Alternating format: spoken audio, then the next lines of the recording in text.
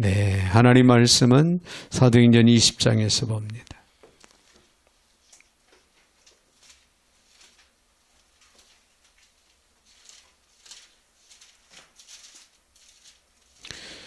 사도행전 20장 24절부터 35절까지 제가 받들어 봉독에 올리겠습니다. 내가 달려갈 길과 주 예수께 받은 사명 곧 하나님의 은혜의 복음을 증언하는 일을 마치려 하면은 나의 생명조차 조금 더 귀한 것을 여기지 아니하노라. 보라 내가 여러분 중에 왕래하며 하나님의 나라를 전파하였으나 이제는 여러분이 다 내 얼굴을 다시 보지 못할 줄 아노라. 그러므로 오늘 여러분에게 증언하거니와 모든 사람의 피에 대하여 내가 깨끗하니 이는 내가 꺼리지 않고 하나님의 뜻을 다 여러분에게 전하였습니다. 여러분은 자기를 위하여 또는 온 양떼를 위하여 삼가라. 성령이 그들 가운데 여러분을 감독자로 삼고 하나님이 자기 피로 사신 교회를 보살피게 하셨느니라. 내가 떠난 후에 사나운 이리가 여러분에게 들어와서 그 양떼를 아끼지 아니하며 또한 여러분 중에서도 제자들을 끌어 자기를 따르게 하려고 그러진 말을 하는 사람들이 일어날 줄을 내가 아노라. 그러므로 여러분이 일깨어 내가 3년이나 밤낮 쉬지 않고 눈물로 각 사람을 훈계하던 것을 기억하라. 지금 내가 여러분을 주와 및 그 은혜의 말씀에 부탁하노니 그 말씀이 여러분을 능히 든든히 세우사 거룩하게 하심을 입은 모든 자 가운데에 기업이 있게 하시리라. 내가 아무의 은이나 금이나 의복을 탐하지 아니하였고 여러분이 아는 바와 같이 이 손으로 나와 내 동행들이 쓰는 것을 충당하여 범사 여러분에게 모본을 보여준 바와 같이 수고하여 약한 사람들을 돕고 또 주 예수께서 친히 말씀하신 바 주는 것이 받는 것보다 복이 있다심을 기억하여야 할지니라. 아멘. 35절까지 받들어 봉독에 올렸습니다.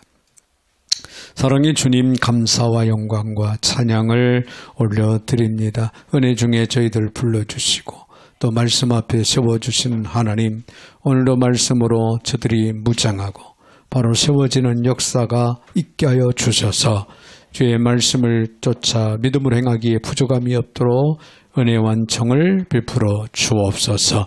오늘도 부족한 종의 입술을 주관하시고 사용하시되 우리 하나님 홀로 영광을 받아 주시옵소서. 예수님의 이름으로 기도하옵나이다. 아멘, 아멘. 할렐루야. 때 옆에 분들하고 한번 우리가 인사할 때 말씀 충만하세요. 그렇게 인사하겠습니다. 할렐루야. 네. 여러분, 우리가 환경 여건에 상당히 변화를 가져오고 또 흔들림이 없잖아요. 있을 줄 압니다. 우리가 예배당 확장 관계로 식당에서 예배를 드리니까 여러분들의 마음이 또 문이 이렇게 닫아놓을까 봐 걱정이 되는데 마음문을 활짝 열고 오늘도 주시는 말씀 아멘으로 화답하는 은혜의 시간 되어지기를 바랍니다. 할렐루야. 또 오늘 본문의 말씀을 통해서 거룩한 교회 그런 말씀으로 함께 은혜를 나누기를 원합니다. 이런 이야기가 있습니다. 외딴 섬에 등대가 있었는데요. 근처 바다를 지나는 배들이 안전하게 항해할 수 있도록 불을 밝히기 위해서 한 달에 한 번씩 기름 공급을 받아야 했습니다.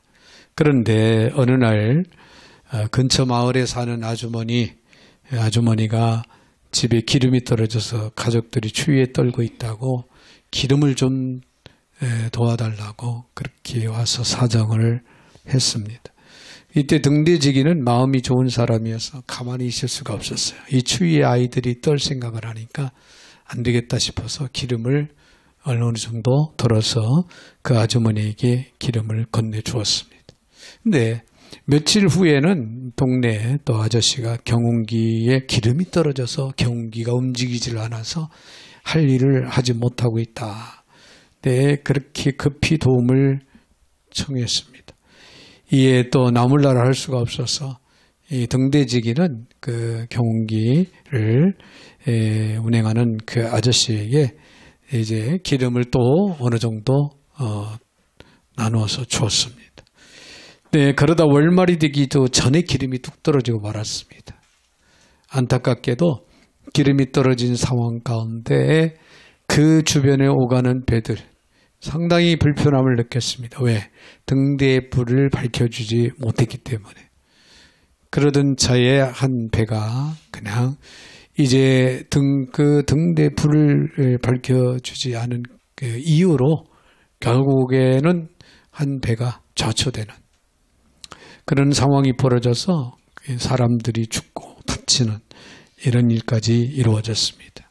며칠 후에 상부기관에서 조사가 나왔습니다. 등대지기에게 묻습니다. 왜 불을 밝히지 못해서 이렇게 사고를 내게 했느냐. 그렇게 물어보니까 등대지가 이유를 변명을 댑니다. 사실은 동네 아줌마가 급하게 부탁을 해서 기름을 나눠주고 또 경운기를 운행하는 그 아저씨가 부탁을 해서 기름을 나눠주다 보니까 월말이 돼야 기름을 탈 수가 있는데 이 기름이 떨어져 가지고 등대를 불을 밝히지를 못했습니다.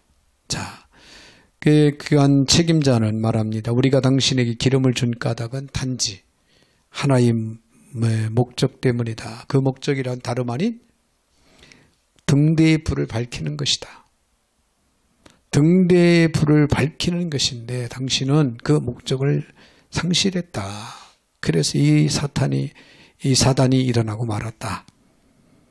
그렇게 책임을 물었습니다. 여러분, 교회도 마찬가지입니다. 주님께서 교회를 세우신 목적이 있습니다. 그 목적에 충실할 때 교회는 교회다운 교회가 되는 겁니다.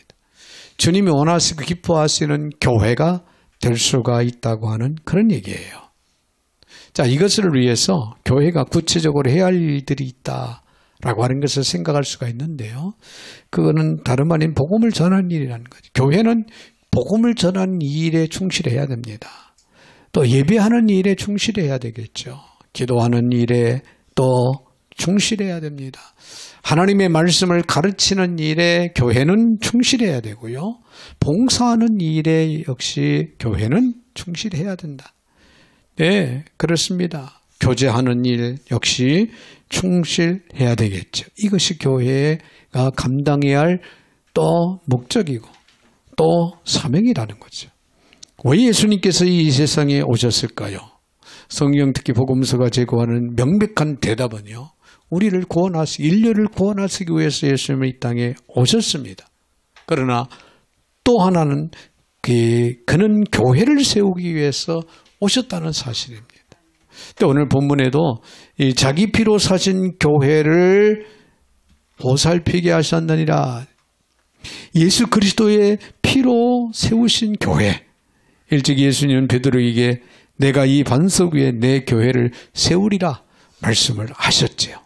그 말씀하신 대로 예수님은 자기 피로 교회를 세우신 겁니다. 교회는 구원받은 사람들의 공동체입니다.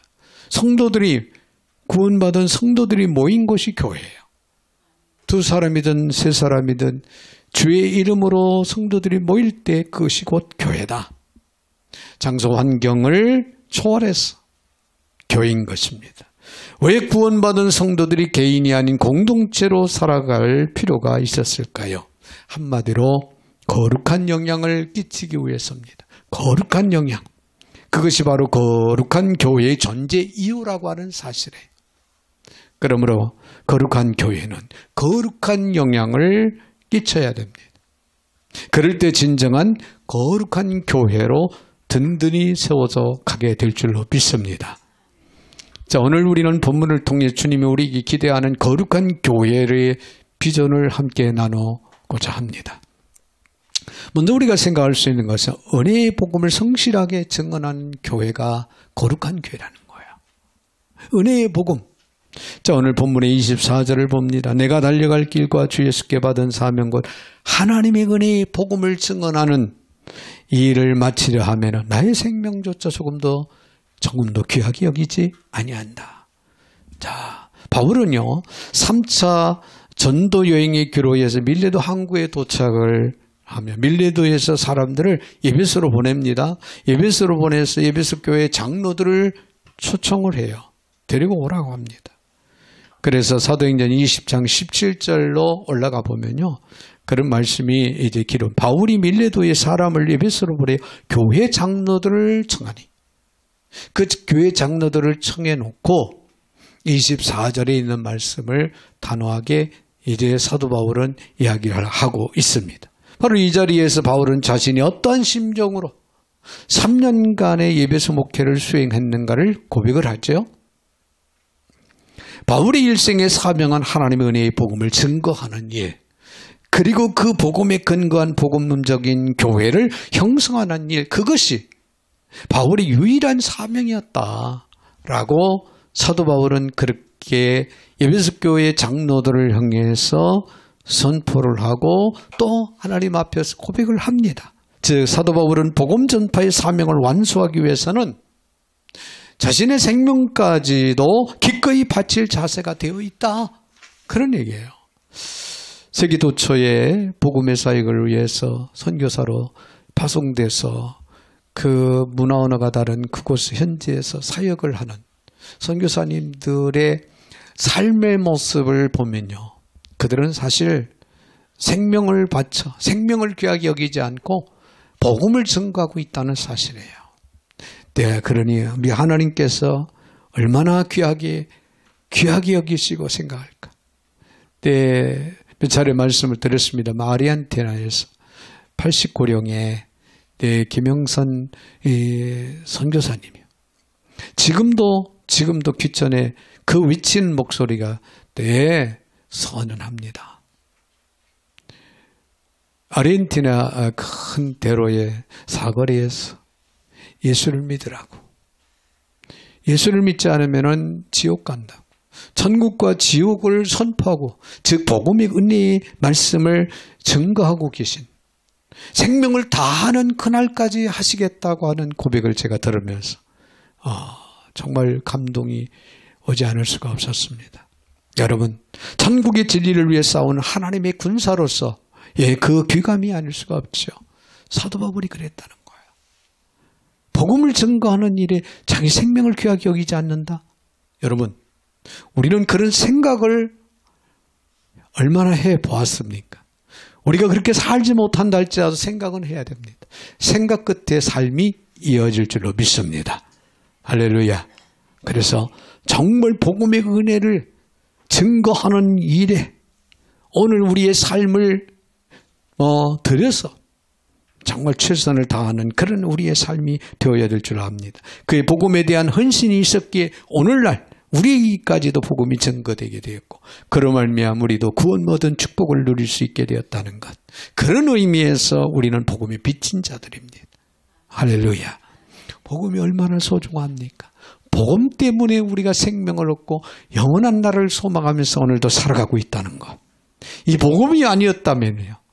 여러분 우리 인생을 얼마나 후회하면서 살아갈까요? 그러나 지금까지 나의 삶의 인생을 살아온 그 인생의 길로가 형편없는 인생을 살아왔다 할지라도 우리에게는 복음의 씨앗이 심겨져서 생명이 구원의 역사를 이루는 놀라운 축복이 우리에게는 주어졌다는 것. 이거 한 가지만 가지고도 우리 인생은 승리의 인생, 행복한 인생, 할렐루야. 소망적인 인생을 우리는 지금도 살아가고 있다는 거예요. 여러분, 인간은 자신의 의, 자신의 어떤 행함으로도 결코 하나님 앞에 설 수가 없다는 것. 하나님 앞에 나갈 수 없다는 거예요.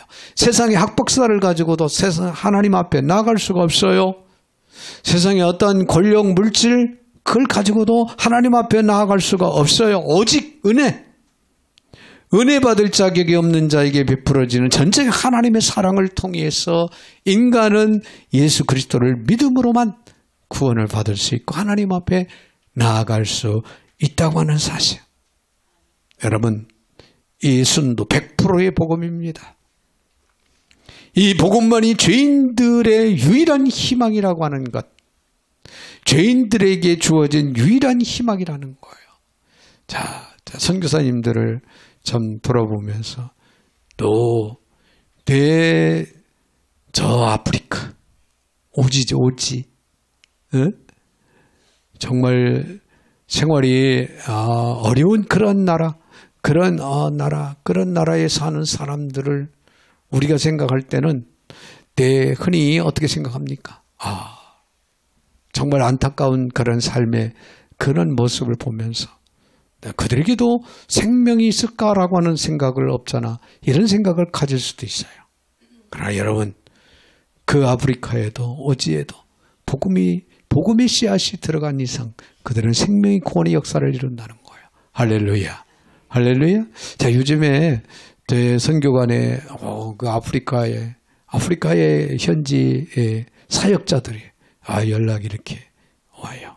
어제도 수단, 이집트 밑에 수단이라고 하는 그런 나라에서 현지 사역자가 오시겠다고 그랬는데 오늘 아침에 일정이 잘 맞지 않아서 다음 기회로 또 미룬 에티오피아, 케냐에서도 다녀갔죠. 르완다, 그리고 탄자니아, 남아공, 그리고 카보베르데. 카보베르데에서 얼마 전에 평신도 사역자가 다녀갔었는데 이번 주 2일날 또 선교사 부부가 또 오십니다. 그 섬은 조그마한 그런 섬이에요. 세네갈에서 배를 타고 들어가야 돼. 그런 곳에서 정말 복음을 증거하고 있고 생명의 구원의 역사들이 이루어지고 있다는 거예요. 여러분, 우리 예수 믿는 사람들은요, 잘 살고 못 사는 나라가 중요한 게 아니에요. 이 땅에 살아가는 동안은 조금 화려하고 편안한 삶을 살아갈지 몰라도 예수 그리스도, 즉 복음을 받은 영혼들에게는 영원한 나라가 보장되어 있습니다. 할렐루야. 영원히 변함없이 썩지 아니하고 고통과 아픔이 없고 내 눈물이 없는 그곳에서 영원히 살아갈 사람들이에요. 복음을 받은 사람들. 거룩한 교회는 은혜의 복음에 성실한 교회여야 됩니다. 여러분, 은혜의 복음에 우리는 얼마나 성실한 삶을 이루어가고 있는지, 우리 교회가 존재하는 것은 거룩한 복음에 성실하기 위해서 존재한다 라고 하는 사실을 잊지 마시기를 바랍니다. 왜냐하면 은혜의 복음만이 세상의 유일한 구원의 희망이기 때문에 그렇습니다. 그래서 저는 우리 한소망교회가 순전한 복음을 전하는 복음적인 교회로 이 땅에 존재하기를 소망합니다. 그런가 하면요, 여러분, 바른 말씀으로 가르쳐야 된다는 거예요. 바른 말씀으로 가르치는 교회가 거룩한 교회다. 할렐루야. 자, 오늘 본문의 31절을 봅니다. 31절을 보면, 그러므로 여러분이 일깨어 내가 3년이나 밤낮 쉬지 않고 눈물로 각 사람을 훈계하던 것을 기억을 하라. 즉 밤낮을 가리지 않고 가르쳤던 말씀을 기억을 하라. 거짓 교사들은 자기를 좋게 하려고 어그러진 말을 할 것이다 라고 그렇게 말을 하고 있습니다. 네, 여기에서 어그러진 말이란요, 원어로 심히 비틀다, 왜곡하다라고 하는 그런 뜻이 담겨져 있습니다. 자, 이렇게 성경의 가르침을 왜곡하고 잘못 가르치는 것 역시 거짓 교사들의 특징입니다. 이렇게 교묘하게 왜곡시켜 유사 복음을 전하는 자들을 특별히 경계하고 그들이 교회에 침투하지 못하도록 막아야 된다는 거예요. 한마디로 이단들이, 비진리를 가지고 들어오는 이단들이 들어오지 못하도록 경계하고 막아야 된다. 더 나아가서는 그 이단들에게 현혹을 받아서는 안 된다는 거죠. 그러기 위해서 하나님의 말씀을 잘 가르치는 교회가 되어서 말씀으로 무장하고 그 말씀 가운데 바로 행할 수 있는 교우들이 되어야 된다고 하는 그런 얘기입니다. 사실 역사적으로 볼 때요, 교회가 세상의 물리적인 박해를 받아 무너진 경우는 거의 없습니다. 핍박을 받고 많은 어려움과 고통을 당한다 할지라도 그렇다고 해서 교회가 뿌리를 뽑히느냐, 복음의 진리가 사라지느냐? 아닙니다. 박해가 있을수록, 핍박이 있을수록 교회는 왕성해지는 거예요. 네, 현재 전국에 보면은 많은 선교사님들이 추방을 당하고 예배당을 막 헐고 막 이런 현상들이 일어나요. 그래서 예수 믿는 그리스도인들은 시진핑을 별로 안 좋아하는데, 그렇다고 해서 기독교가 몰살되는 게 아니잖아요. 얼마 전에 중국 현지의 사역자들, 우리 베들성교관에 12명인가 다녀갔잖아요. 그분들을 보면서 가정교회를 숨어서 쉬쉬하면서 예배는 드리고 있지만은 결코 진리는 무너지지 않는다는 거예요. 할렐루야.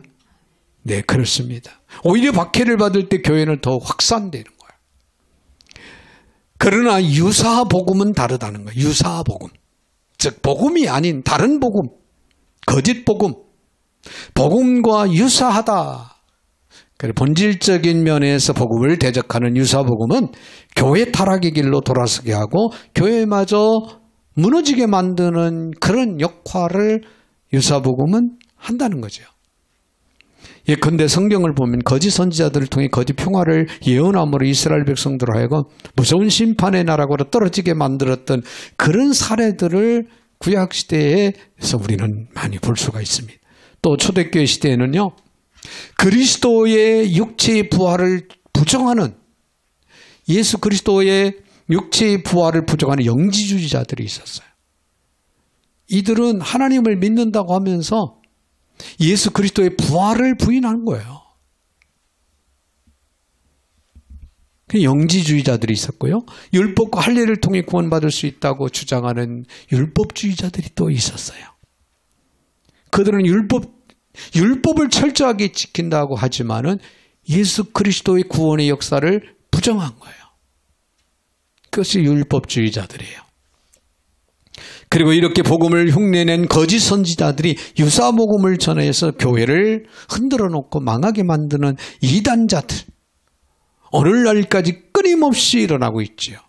주님 오시는 그날까지 계속해서 악의 영은 이단들을 앞세워서 복음이 증거되는 일을 가로막을 겁니다. 해방할 거예요. 우리는 이들을 경계하고 단호하게 물리쳐야 돼요. 그러기 위해서는 교회가 하나님의 말씀으로 철저하게 가르쳐서 무장해야 돼요. 할렐루야. 여러분, 기업에 가장 치명적인 피해를 주는 것이 무엇인 줄 압니까? 네, 바로 그 기업의 제품을 모방한 유사 상품들입니다. 유사 제품들이에요. 그 유사 제품들. 여러분, 참 모나미 볼펜 유명하지 않아요? 근데 모나니어가 아주 유사 그 상품을 내놔가지고 판매하는. 잘못하면은 모나미 볼펜인 줄 알고 삽니다, 사람들이. 그렇죠? 그런 이런 상품들이 기업을 흔들어 놓아요. 그런 예들은 얼마든지 우리 주변에서 많이 찾아볼 수가 있어요. 그러므로 말씀을 읽을 때 정확하게 읽어야 돼요. 말씀을, 성경 말씀 진리 그대로 받아들이는 지혜가 있어야 돼요. 할렐루야. 이해가 안 되는 부분이 없잖아요. 있지요. 그래도 그대로 받아들이는 지혜가 있을 때 성령님이 이해가 안 되는 부분을 이해할 수 있도록 지식을 허락하실 줄 믿습니다. 그래서 말씀을 정확하게 읽고 정확하게 받아들이는 지혜. 여러분, 믿음을 지키되 올바른 믿음을 지켜야 돼요. 이거는 믿는 건지 안 믿는 건지, 어느 때는 믿음이 있고 어느 때는 믿음이 없는 소리를 하는 이런 유사복음을 통해서 끌려가는 그런 신앙생활, 이거 조심해야 된다는 거예요. 할렐루야. 네, 그렇습니다. 이에 교회는 하나님의 말씀을 바르게 정확하게 가르쳐야 된다는 거예요. 그래서 성도들로 하여금 스스로 믿음을 장성하게, 구원에 이르는 지혜, 구원에 대한 확신, 부활의 신앙을 가지고 영원한 날을 소망하면서 바르게 살아갈 수 있는 그리스도인들로 세워져야 된다. 그런 얘기예요. 디모데후서 3장 15절에 또 어려서부터 성경을 알았나니 성경은 능히 너로 하여금 그리스도 예수 안에 있는 믿음으로 말미암아 구원에 이르는 지혜가 있게 하느니라. 할렐루야. 여러분, 하나님의 말씀이 믿음을 갖게 만들고 그 믿음을 통해서 우리는 구원에 이르게 될 줄로 믿습니다. 여러분, 성경 읽어야 돼요. 성경을 가능한 외워야 됩니다. 네, 우리 학생들은 열심히 외워야 돼요. 영어 단어 하나 외우기보다는 성경 한 절 외우는 것이 여러분의 인생에 있어서 엄청난 값어치로 등장을 하게 될 줄로 압니다. 지금은 잘 여러분들이 느낌을 못 느낄지 몰라도 훗날에 보면은 하나님의 말씀을 외워놓았던 그 말씀 때문에 내가 살고, 그 말씀 때문에 내가 용기를 얻고, 그 말씀 때문에 내가 나아갈 방향을 제시받고, 그 말씀 때문에 담대하게 살아가는 승리의 삶을 살아가는 축복이 분명히 이루어질 줄로 믿습니다. 그러므로 교회는 하나님의 말씀을 바르게 가르치는 교회가 거룩한 교회라는 거예요. 자, 그런가 하면요, 더 나아가서 자기 절제로 나눔을 실천하는 교회가 거룩한 교회다. 나눔. 오늘 35절에 있는 말씀을 봅니다. 본문의 35절. 범사에 여러분에게 모본을 보여준 바와 같이 수고하여 약한 사람들을 돕고 또 주 예수께서 친히 말씀하신 바 주는 것이 받는 것보다 복이 있다심을 기억하여 하리라. 할렐루야. 주는 것이 받는 것보다 복이 있다. 믿으시면 아멘. 자, 건강한 교회는 자기 자신만을 위해 존재하는 교회가 아닌 이웃을 위한 교회, 세상을 위한 교회, 더 나아가서 세계 선교 비전을 이루어가는 교회가 건강한 교회고 거룩한 교회인 것을 믿으셔야 됩니다. 바울은 이 진리를 3년 동안 예배소 교회에 남아서 그들에게, 성도들에게 가르쳐 왔다 이거예요. 바울은 예배소 교회에 주는 것이 받는 것보다 더 복이 있노라. 그런 교회가 되어야 된다라고 강조하고 또 강조해 왔다는 겁니다. 모본을 보이면서. 그리고 교회에게 적자여 지도자인 자기 자신이 그런 삶의 모습을 실천함으로 물력으로부터 자유한 교회상을 만들고자 노력했던 사도 바울. 33절부터 34절에서 이렇게 말합니다. 내가 안무에 은이나 금이나 의복을 탐하지 아니하였다. 여러분이 아는 바와 같이 손으로 나와 내 동행들이 쓰는 것을 충당하여 스스로 사도 바울은 자급자족을 하면서 이제 복음을 전했던 그런 사도 바울입니다. 하지만 자본주의 논리에 익숙한 현대인들에게 이 말씀을 쉽게 이해되지 않을 겁니다. 왜냐하면 일반적으로 사람들은 오히려 주는 것보다 받는 것이 복되다고 그렇게 생각을 하기 때문에 그렇습니다. 누군가를 통해서 도움을 받으면 내가 축복이 많은 사람이야, 복이 있는 사람이야, 이런 생각을 먼저 또 많이 하게 됩니다. 그러나 여러분, 내가 받는 것은 별로 없어도 남에게 베풀고 나누고 주는 삶을 살아간다면 그 사람은 진정한 복 있는 사람이라는 거예요. 그걸 오늘 우리에게 가르쳐주고 있습니다. 그렇습니다. 여러분, 자본주의 경제학에서 결코 이익이 기적이란 존재하지 않으며 따라서 투자가 없으면 결과도 없다 그렇게 가르치죠. 그러므로 진정한 자본주의 원리란 주지 않고 받는 반짜는 논리입니다. 그래야 열매를 얻을 수 있다. 그러니 투자해라. 이 자본주의 주장이죠. 그렇다면 가장 적은 투자를 하고도 가장 많은 열매를 거둘 수 있는 길은 무엇일까요? 여러분 뭐라고 생각할까요? 바로 우주의 창조자의 주인이신 하나님께 투자하는 거예요. 믿으시면 아멘. 하나님께 할 수만 있으면, 기회만 있으면 열심히 또 많이 투자하는 지혜가 있어지기를 바랍니다. 네, 그렇습니다. 오늘도 하나님 앞에 투자합니다. 이런 마음, 이런 믿음 가지시고 여러분 열심히 하나님 앞에 투자하는 지혜가 있어야 됩니다. 하나님께 투자할 수 있는 가장 좋은 방법은 바로 가난하고 헐벗고 굶주린 자들에게 베푸는 거예요. 이거야말로 진정한 하나님께 투자하는 유일한 방법입니다. 성경에 잠언서 19장 17절 가난한 자를 불쌍히 여기는 것은 여호와께 꾸이는 것이니 그 선행을 갚아 주시라니. 할렐루야. 여러분 하나님께 꾸이는 거라. 즉 우리가 가난한 자를 돕는 것은 하나님이 우리에게 돈을 빌린 거나 마찬가지다. 그런 얘기예요. 그러니 하나님이 반드시 갚아주겠다. 이렇게 약속하시는 말씀입니다. 여러분 이 진리를 가슴속에 새기고 실천하는 삶이 이루어진다면 여러분의 생에 열리는 축복이 있을 것이고 후대에 자손들이 이르러 복이 넘치는 축복이 있게 될 줄로 믿습니다. 여러분 세상 사람들처럼 얄팍한 계산과 논리로 단지 이 땅에 현실에 작은 것만 받는 어리석은 그런 삶을 살아가는 그런 삶이 되지 마시길 바랍니다. 주고 베푸는 삶, 주고 베푸는 삶을 우리는 살아감으로써 하나님으로부터 오는 최고의 상급, 최고의 축복을 누릴 수 있는 진정 복되고 지혜로운 성도들이 되시기를 바랍니다. 아울러 거룩한 교회는 자신만을 위한 교회가 아니라 이웃과 세상 그리고 선교 비전을 위해 나누고 베푸는 그런 교회로 세워져 갈 때 거룩한 교회로 든든히 세워져 간다. 그런 얘기예요. 우리에게는 꿈이 있습니다. 우리 한성만 교회에는 비전이 있어요. 뭐냐? 얘는 2024년도, 2025년도죠. 5년도 1월 1일부터 우리 선교사님들 보름 동안 대무료로 섬기는 계기를 이제 우리는 맞이하게 될 줄로 믿습니다. 여기에 따르는 엄청난 축복과 상급이 우리에게 보장 가운데 주어진다는 걸 여러분 기대하면서 지금부터 열심히 마음으로 준비하시고 기도하는 지혜가 있어지기를 바랍니다.